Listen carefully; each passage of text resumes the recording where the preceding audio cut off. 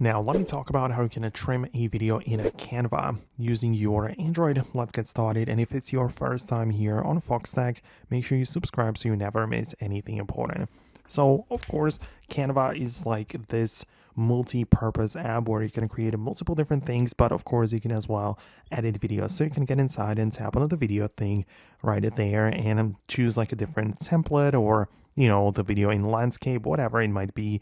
You get inside and you can perform the changes, right? So you can see you have the ability to add things to your timeline below by clicking the plus button, and that's how you can import it from the gallery, right? So if you have some photos in there, you can add the media as such, and now you can see that we have the ability to trim it by grabbing it from either the left side or the right side, and that's how you can trim it.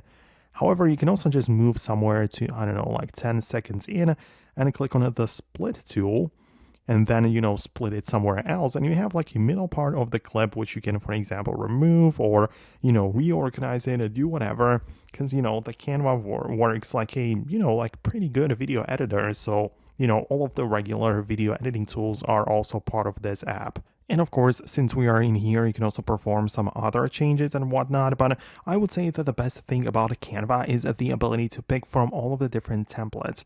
So, when starting, you wouldn't really just begin with a blank template, but you can, for example, type in something like the Instagram story, or you can type in like a birthday video template, and then you can just replace the individual parts of the clip and, do the things like that, right? So you don't start from scratch, but utilize the plenty different platforms, of course, like the templates which are available. And yeah, that's how you would basically do it.